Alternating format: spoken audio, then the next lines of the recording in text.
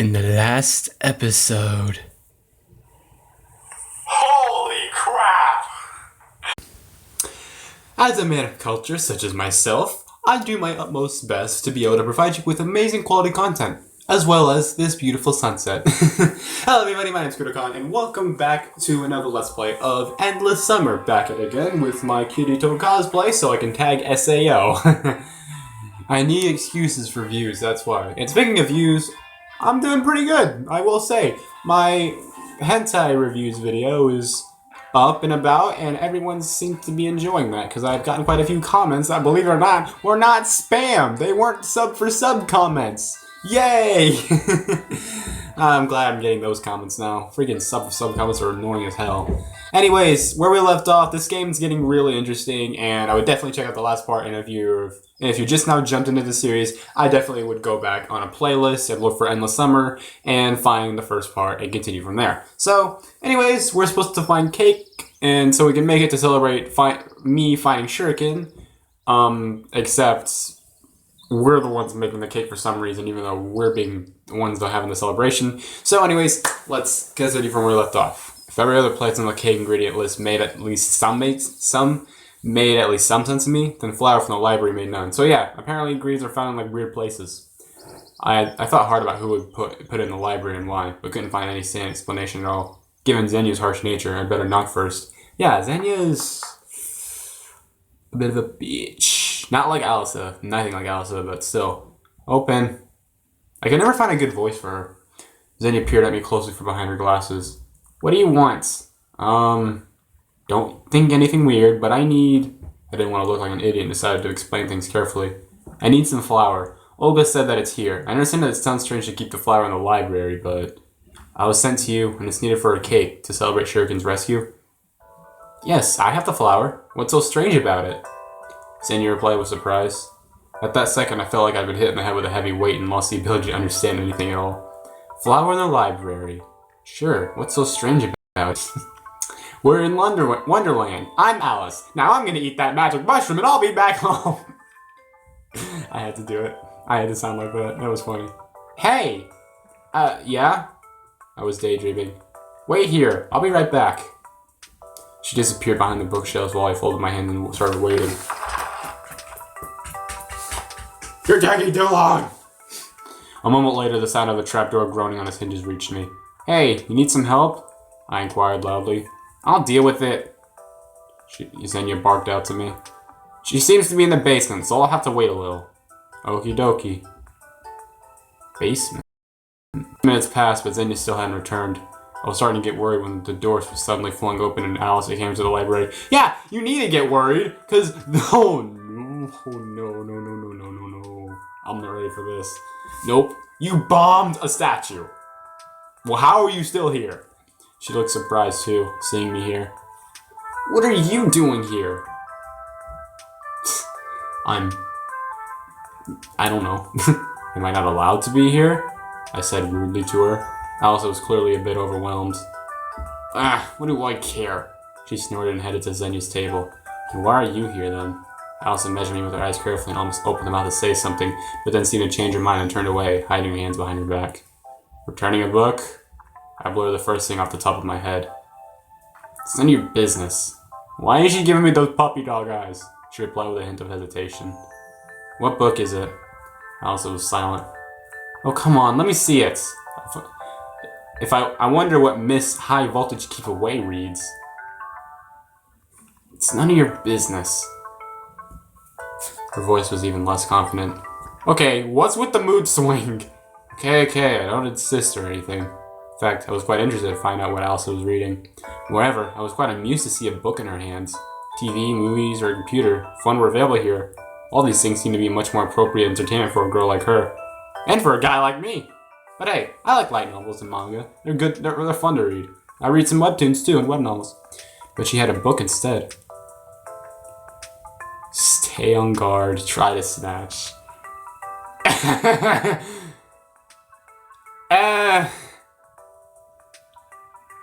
You know what? I'm enjoying this. Let's embarrass her even more. My curiosity won. I struck at the right moment when Elsa wasn't looking away from me and snatched the book. Ouch! She screamed. I want to see! In the following second, her face took on such an expression that it made me question my decision. If I'm about to die, at least I will know what for. I had a copy of Gone with the Wind in my hands. Oh! That was the same book that Lena was reading that evening on a bench. I was so astonished I completely forgot about my imminent death. Is it interesting? Yeah. I've tamed the beasts! Alice answered without any enthusiasm, blushing. Okay then. I handed the book back to her. I also threw it on the table and left the library quickly without looking at me. So, human things aren't alien to her. In the end, she too was a girl. After a quick review of everything that just happened, I concluded that there was actually nothing that strange. Well, hey! At least we know a little bit more about her interests, and hey, she didn't try to kill us! Finally, Xenia's deep groan rang out, reaching each and every corner of the library. Grab it! I passed by the bookshelves and beheld the perspiring librarian sitting near the trapdoor, leading into the basement with a small sack next to her. Well, they might have some sort of a storehouse down there. Thanks. I took the sack and left the library. Thank goodness it wasn't too happy, so I carried it down to Olga's cabin without too much effort. Okay, we're done. Alright, infirmary is next. I think that's where Sugar is. I feel like I've visited the infirmary too often recently. Well, hey, our feet were bleeding when we stopped all those stones, so what can I do? That's how things pan out. I sighed and knocked on the door. Come in, the nurse said with a trace of a sing-song accent. Oh boy. I just noticed that her eyes are two different colors. Good afternoon. Olga had sent me to get some... I hesitated slightly. Yeast. Oh, yeast. Ah, sure. She gave me a broad smile. It's just that I don't have any. Pioneer. She always ends it like that. I don't like it. How so? She said that. How so? Oh, my bad. How so? She said that. Well, I had some, but now there's none left. Shut up, cabin. I didn't even bother asking why she had it in the first place. Well, don't you worry. You can have some aspirin, for example. That can be of use to me, actually. Where do I get it, then? I sighed. Take this. She opened the drawer and pulled out some kind of bottle. I took a closer look. Beer!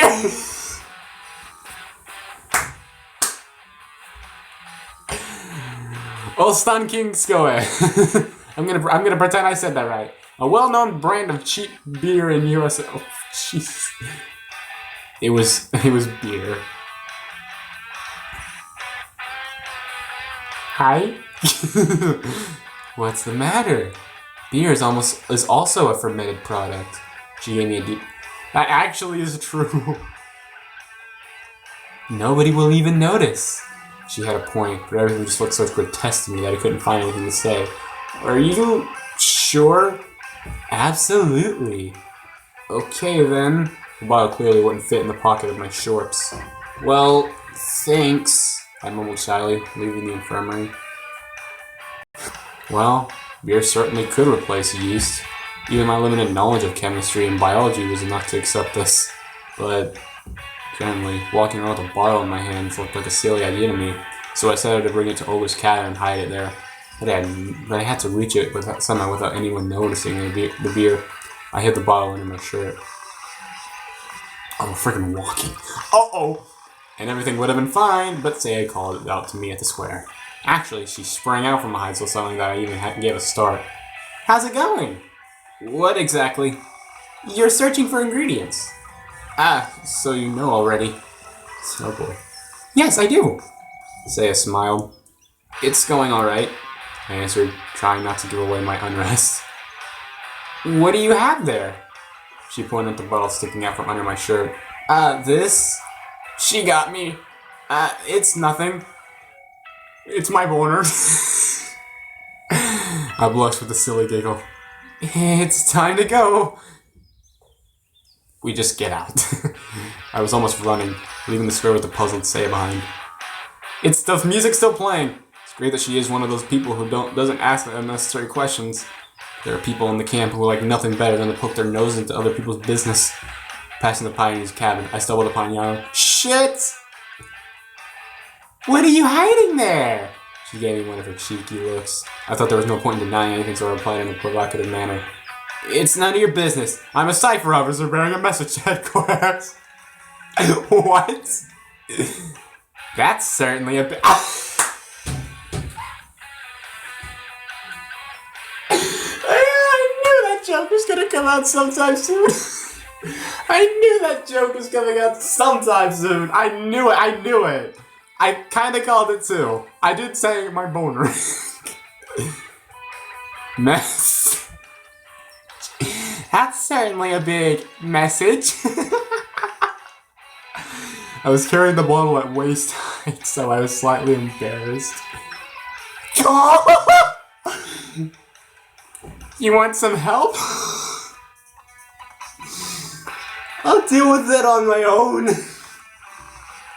I walked past her confidently and proceeded on my way.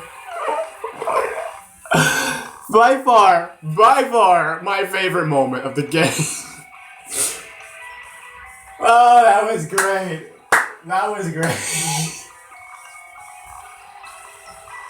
I'm tearing up. To my surprise, she didn't say anything or try to pursue. You want some help? Honestly, if that wasn't a beer bottle, I would have immediately said yes to that. There was nobody at Olga's cabin, so I successfully managed to stuff the bottle under my bed. Once I got outside, I sighed with relief. Really, I couldn't believe that I would ever worry that much about a single bottle of beer. Like I was back in high school. Oh my god, that was hilarious. I was actually not expecting that. Like, I was expecting the whole cliche where they blush and then they just run away and say baka while they smack you on the ground. But no, she went with that statement, and I'm glad. No cliches in this bitch. It's a good thing it's safe now. Even if somebody finds me, I'll claim that it's not mine. I can always think of a suitable excuse for my enormous experience. Oh, so I forgot. Oh, he drank in high school apparently as well. Clubhouse time! Feels like I've gone through more things today than all the previous days combined. Thus, approaching the clubhouse, I'd even forgotten to think about how awkward it would be to look for sugar there.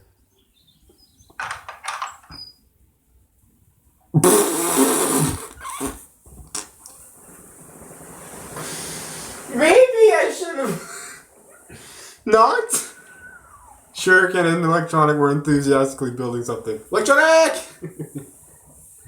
But what the fuck is that?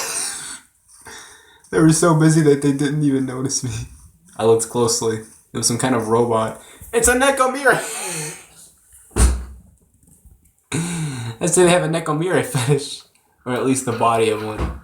Moreover, this robot was female and had animal ears. Ah, I see you are a man of culture.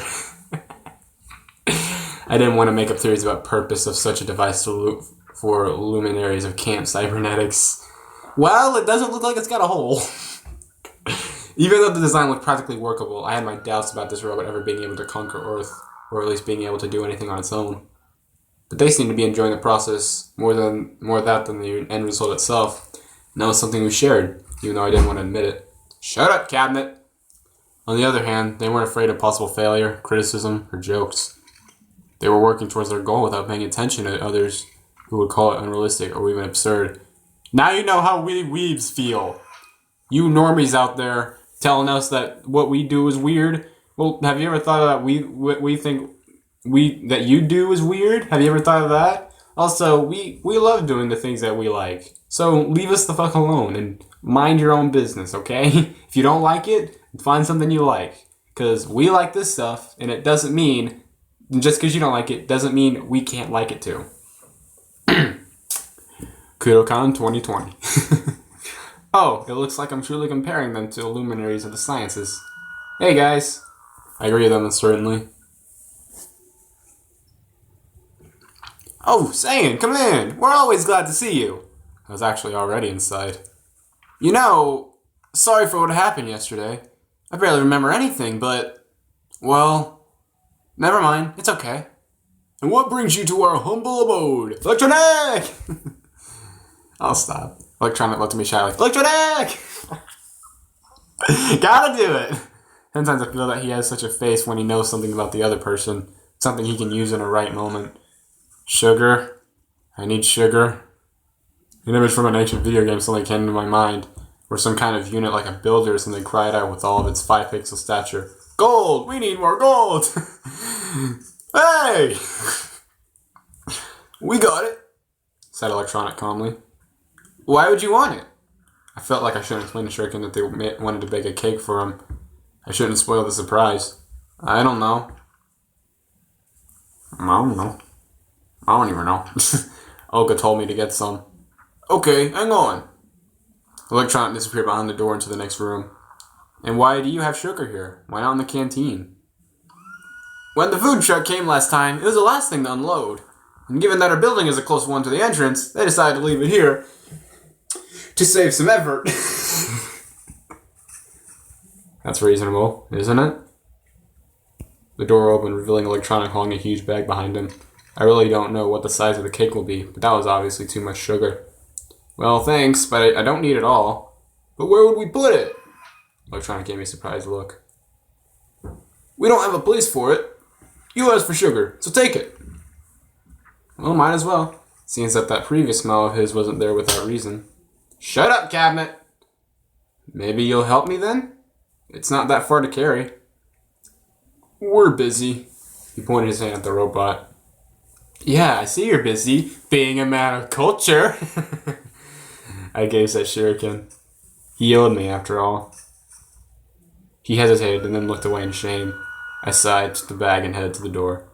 Thanks anyway, I said at parting, exerting myself. Well, time to break our arms. But I didn't make it too far. Just after a mere 20 meters, I had to put the bag down and have a rest. I had no idea how much it weighed, but it felt more than 20 kilos. It's heavy. On the one hand, it was just 200 meters to the canteen. On the other hand, even such a distance with this payload on my shoulder, for alternately in my hands, or on my legs, or under my arm, or even on my head, looked impossible for me to cover. And as I resigned myself to move in minor sprints with prolonged pauses between them, so I could get there by night at least, I heard a voice behind me. Maybe I could help you? Lena! Yay! This is the girl that I'd actually ship with Saiyan. I saw Lena in front of me. I don't think you can. It was one of those moments when I felt painfully how dramatically I was out of shape. I can bring a handcart. A handcart? Why didn't I think of that myself? Yes, that would be great. Wait here. I'll be right back. That's cute. That's so cute. Ship! Ship! She smiled and ran in the direction of the square. What would I do without her? It's good that Lena isn't always that shy and can take the initiative sometimes. I started to think. She seemed quite unusual now. With no trace of shyness on her face, and actually the complete opposite. Smiles and confidence. It's because we went with her in that strawberry island. That's so cute. The offer of help wasn't something extraordinary by itself, but getting it from Lena. A few minutes later, she came back with a smallish handcart. I put the bag down on it. Thanks.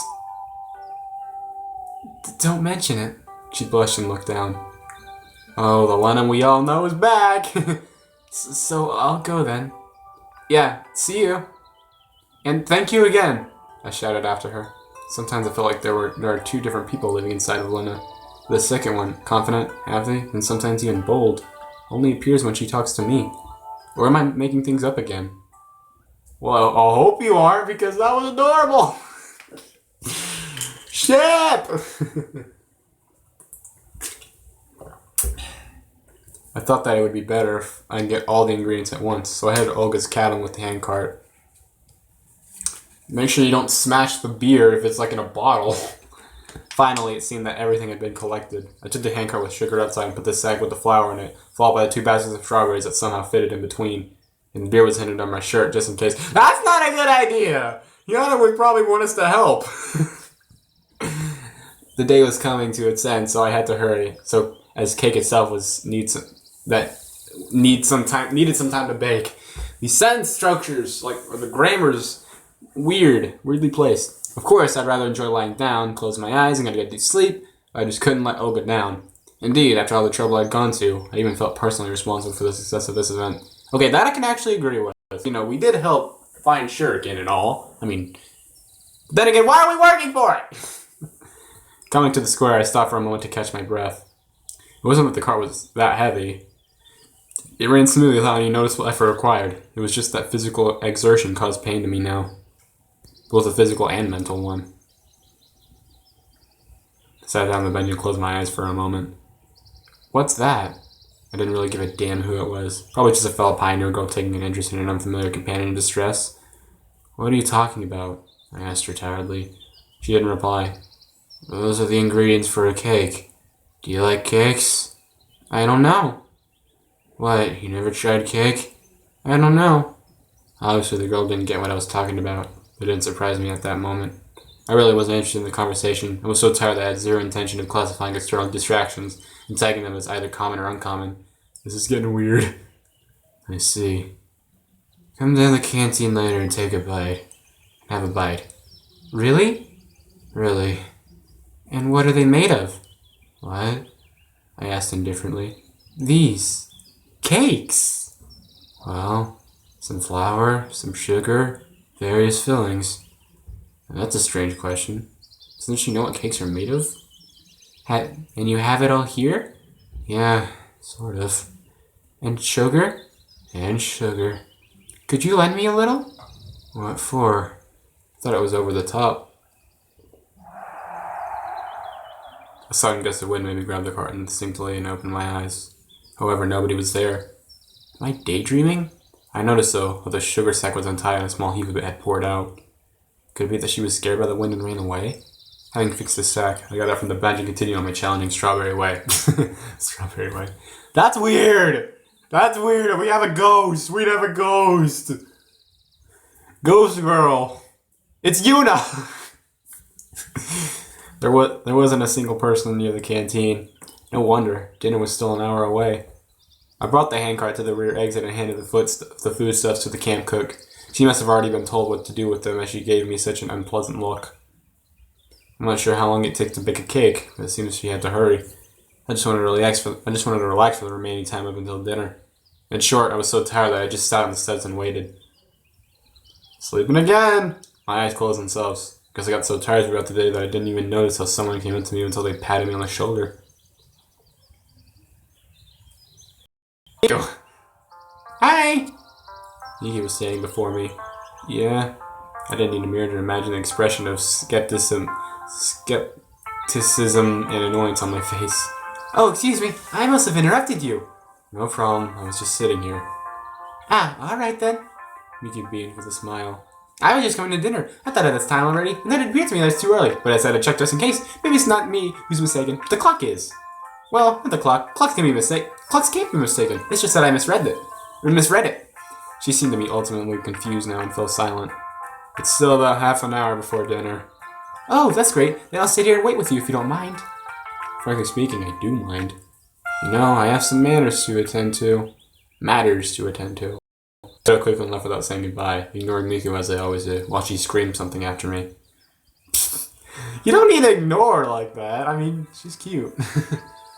A minute later, I got to the square and sat on the bench with the infernal intention of finding a quiet and safe place here to wait for dinner.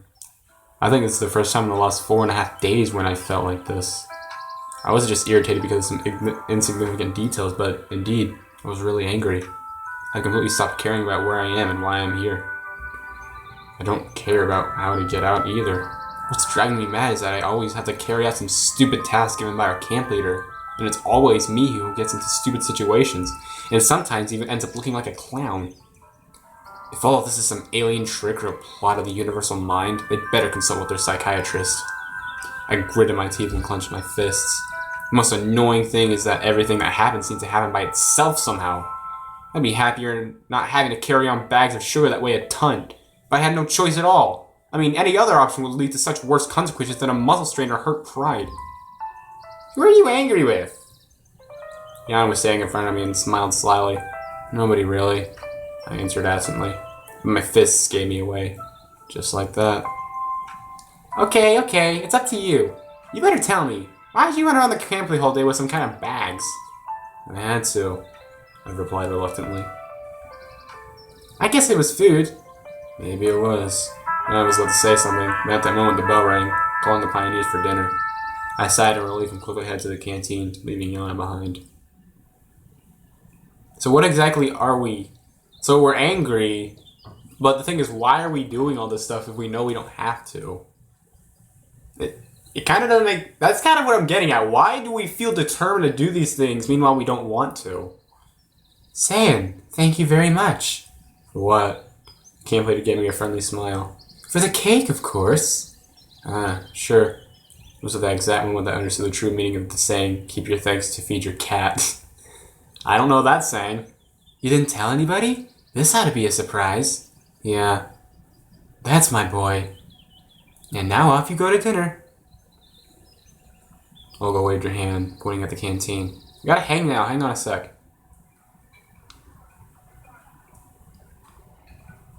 Got it. I stepped to the doorway slowly and started to look for a free place. It turned out there were plenty today, so I got a chance to eat all alone. There was fish with mashed potatoes for dinner. I'm not a seafood fan. What misfortune once again. I'll be left half hungry.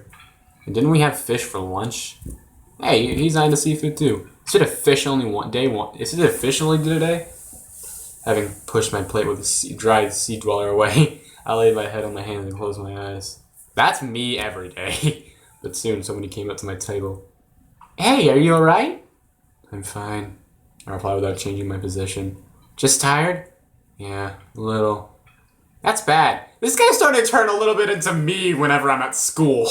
It's freaking me out a little. Saya said it seriously. Of course. You remember that we were going for the hike after the You remember that we were going for the hike after the dinner, don't you? Have you prepared everything? Hike? Lena! What? Where? I opened my eyes and lifted my head up instantly. Lena was standing by Saya. The hike! She was surprised. Didn't you know? No.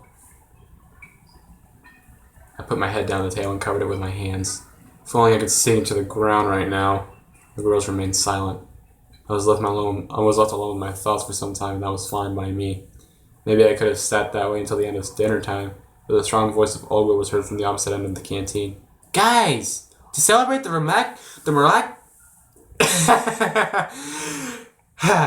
To celebrate the miraculous rescue of our friend and comrade Shuriken, we baked this cake for you all. I lifted my head idly and looked towards the camp leader, who couldn't see anything beyond the pioneer's back. A second! Just a second! And nothing about me rescuing Shuriken, or gathering the ingredients for the cake. As if that's how it ought to be. Well, it would be wrong to expect anything else from our camp leader. Let's go! Or we won't get our share. Saya smiled. Let's go. Lena agreed. Yeah, sure. I got up reluctantly and tagged along behind the girls. Yeah, I'm definitely getting like a depression vibe, kind of an angry, a sadness, and more of like, just like an emotion, like with a bit of like I don't care. That's kind of like the vibe I'm getting in this. And it reminds me a lot of how I would act a lot back then. Like, I kind of still act like that now in school, but, like, it's cool. I can actually relate with this guy a little bit. A lot, actually. As we approached the crowd of pioneers, Olga was just putting the cake in the center of the table. And now... The camp leader was able to finish as Yana rushed out from the pioneer crowd and dived into the cake. She managed to nibble it a few times before she was pulled away. She was kicking and screaming. Are you 5? I stared blankly on the outside at all this drama, and also smiling when I picked up some cream with her fingers, all the furious pioneers around. I felt completely out of place here. I thought that if I closed my eyes and then opened them again, here I am, back to the stage of my apartment in front of the computer. Nope. I blinked, but nothing changed. Only the noise and the confusion became sharper. Yana, that's the limit! Why did you even do that? Well, in fact, behaving like this is a bit over the top even for her. Shuriken broke into the conversation. Or is it a court-martial? Please, Olga, since the kid is celebrating my return, it's no big deal.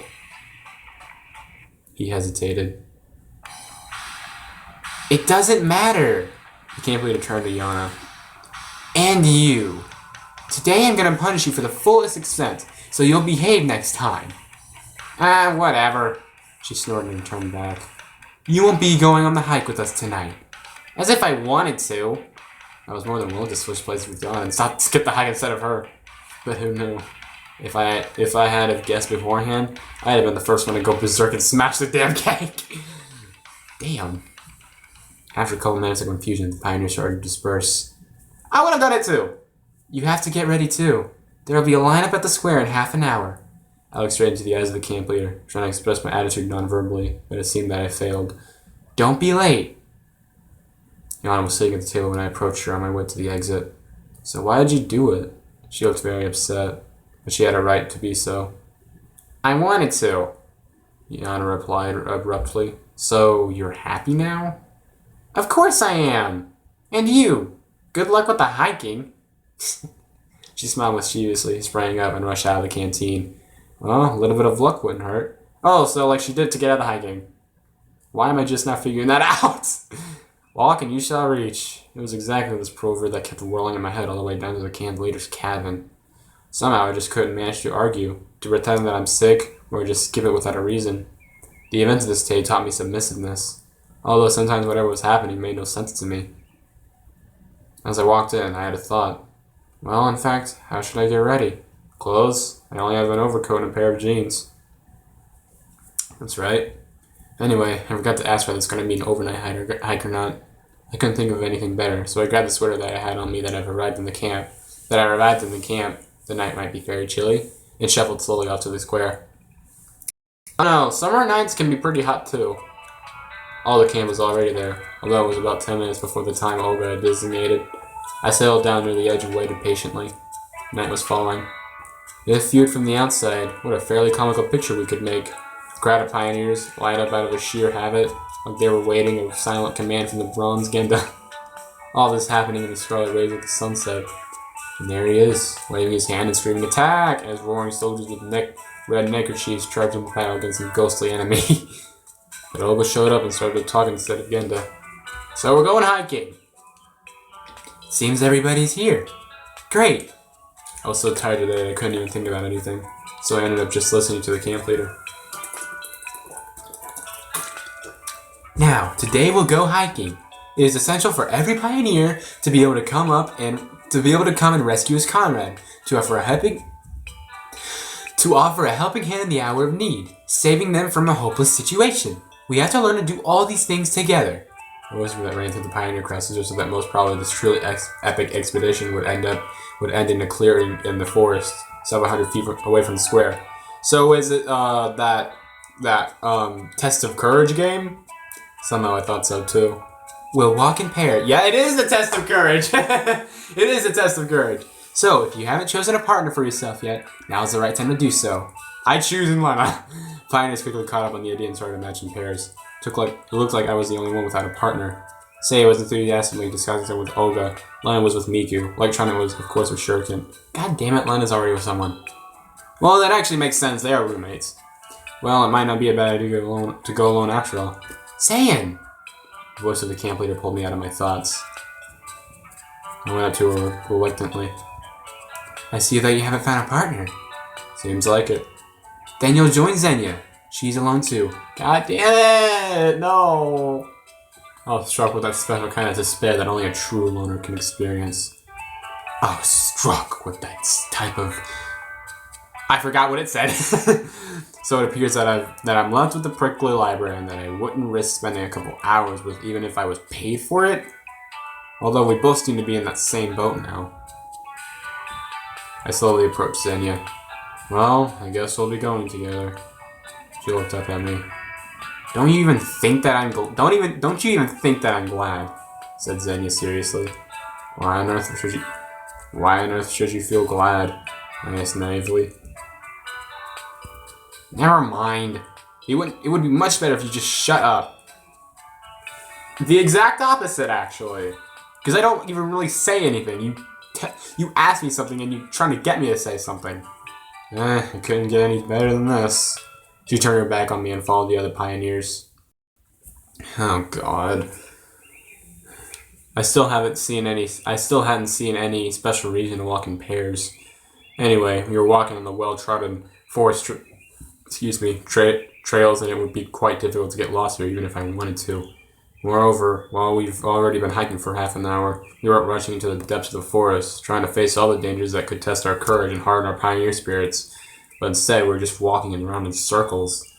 However, if we take into account that Olga was our chief, the hike could be compared to a hobbit's march from the sheer to the mortar. Just as Xenia insisted, I was following her at a distance in silence. The librarian seemed to be perfectly okay with it. Hey, don't you know when we'll reach our destination? Our what? Ahem. The place where we'll settle down and set up camp. The whole point of this hike is to set up camp, but the hiking itself. You don't get it.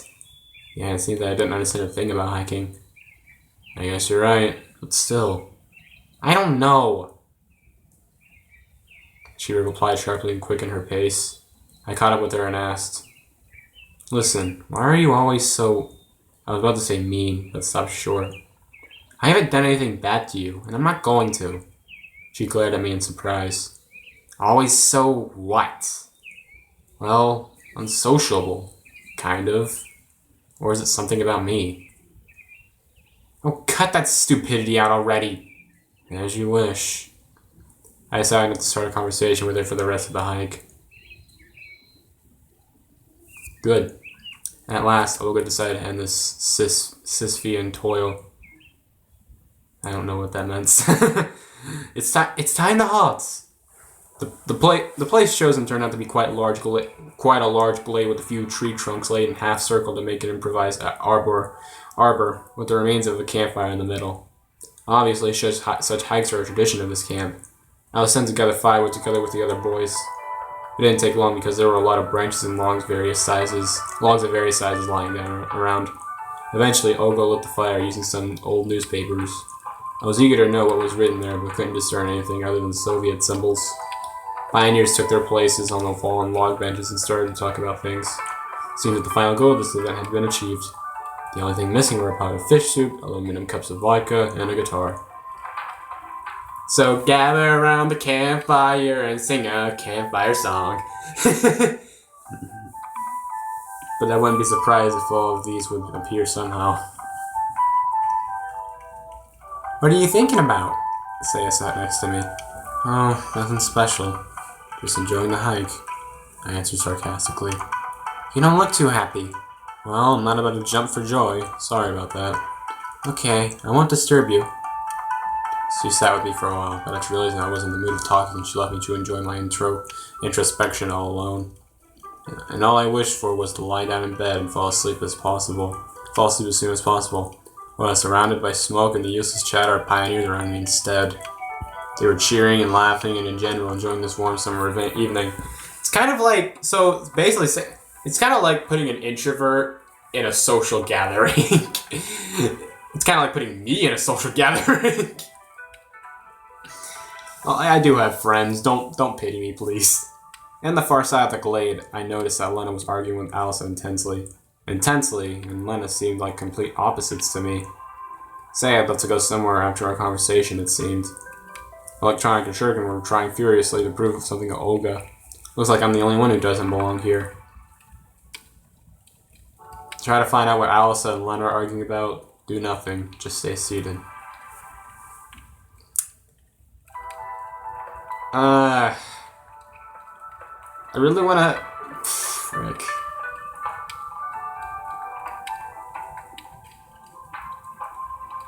You know, I feel like if I were to get up and figure out what they're arguing about, I feel like it would ruin, like, the whole point of the mood of this. And I don't know why I don't want to do that, because I want to ship Saiyan with Lena, but... Frick. I don't know why. I don't know why I feel like this would ruin, like, the whole mood that it's trying to set right now. Try and find out Alisa and Lena are arguing about, just do nothing and stay seated.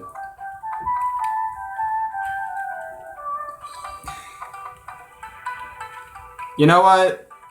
Those two are arguing. I'm sure they'll figure something. I'm sure they can figure something out. Cause you know, like I want Lena to boost her comments a little bit. Like helping her out. I don't think it's gonna help her. I think she should with her arguing, she might like help herself with her confidence. Like she's basically helping herself right there. And if she can stick up to Alice, though, she's greatly improving. So I'll leave them to argue because that's something that those two are arguing about, and I don't want to jump in. So I'm just gonna stay seated. All I was doing was just watching the fire. There's a saying that claims that one could watch it forever, as well as running water. My recording cut again. God, it's been doing this. I don't know why it keeps doing this. It keeps like cutting off at random moments.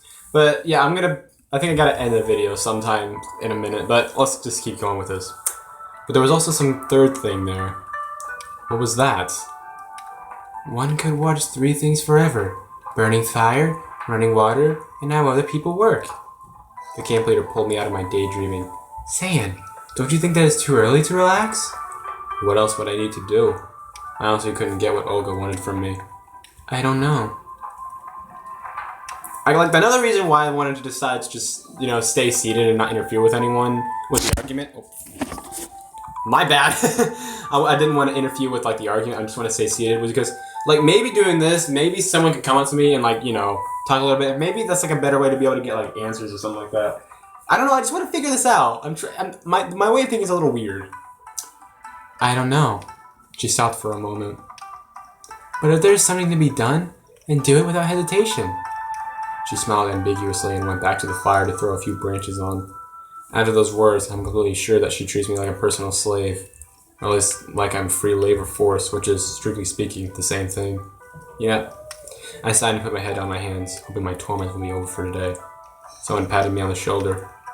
Electronic! Hey! I looked up and saw Shuriken Electronic, who sat next to me. What do you want? What do you want? I asked tiredly. Don't be sad. Is there anything better to do? Look, we've been discussing the possibilities for the advancement of the Cybernetics Club with Olga. And there's a problem. We need more guys. If you could... He hesitated. Advancement and those guys are incompatible with each other? I said nothing and started to look over the pioneers around me. Well? I don't have time. Can't you see that I'm always busy with the camp leader's errands? Yeah, I guess you're right. It's kind of embarrassing how it all went today with Yana. I looked at him with surprise. Seems that Shuriken blamed himself for the cake accident. Yeah, it is. All the pioneers seem to be here, but I couldn't spot Seiya anywhere. I think she is angry with me. Who? I asked absently. Yana. Maybe I should apologize? No, it's not your fault. We sat silently for a while, and then I stood up and said, My legs are numb. I better take a walk. They made no reply. I made a few circles around an improvised camp, then noticing the close looks of the camp leader following me. Looks like Olga couldn't wait to come up with some kind of new task for me. I haven't found Seiya anywhere. Maybe I should go and try to find her? On the other hand, I felt sorry for Yana every time I recalled her upset face. Maybe this hike isn't the most entertaining thing ever. Sitting there all alone isn't any better either. But at the same time, I didn't want to go anywhere. Seiya, Yana remained seated.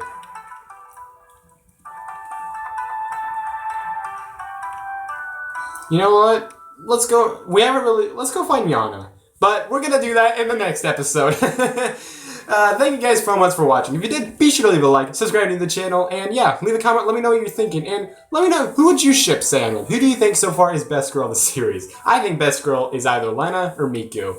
But let me know what are your thoughts, and also let me know in the comments. What do you think I should choose? I'm kind of wanting to say Yana, but I'll leave this up to you guys. What do you think I should choose? What do you think would be the better choice? But yeah, thank you guys for watching. This is really starting to get really interesting, and I'll see you guys in the next episode. Bye bye.